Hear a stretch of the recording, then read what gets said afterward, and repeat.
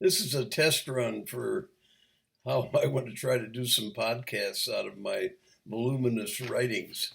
So I'm just going to check you on one thing about Floyd George.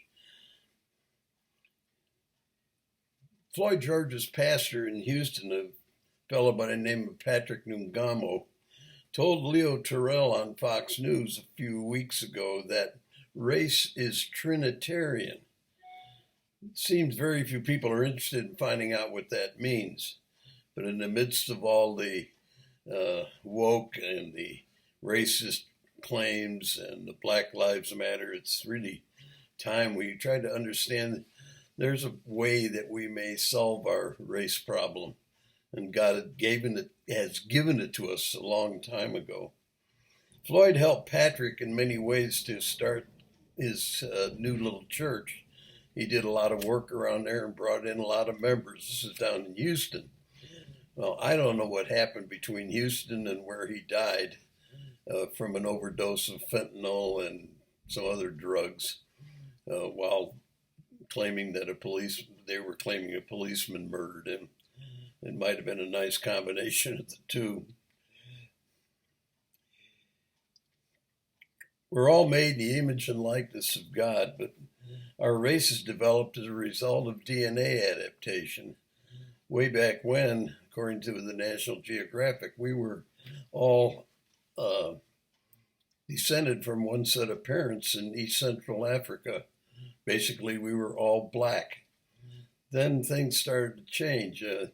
There was a huge ice cap that covered a good part of the northern part of the earth for 250,000 years. About 25,000 years ago, that ice pack began to melt. And over the next 15,000 years, it got down to the point where people started migrating more around the earth than they did before, especially those who ultimately ended up being white.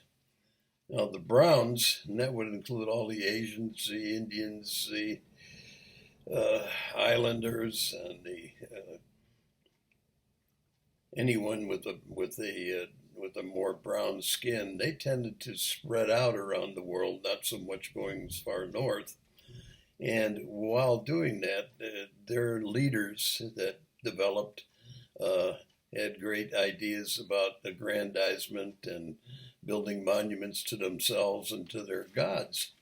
And so our brown people, their ancestors had to work hewing stone, hauling things, making things happen, creating things of great beauty and immense size, and even mysteriously how they could move blocks of stones over many miles and still get them up a pyramid. The Browns did some magnificent things. Now, how did they get brown from being black? Just in DNA adaptation, they were in a different climate.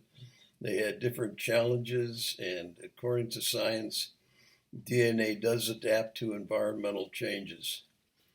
So today you see who can get the work done, who can stand out in the 110-degree heat and work all day and come home and have a beer and enjoy it.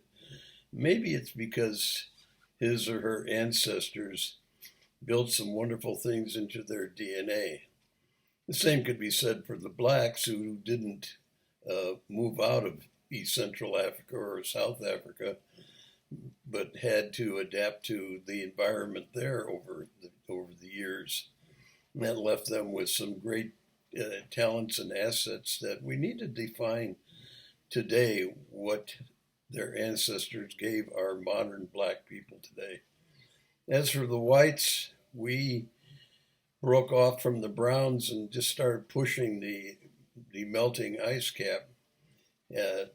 What that brought about was facing a myriad of challenges in changes of environment, changes in how they were to work.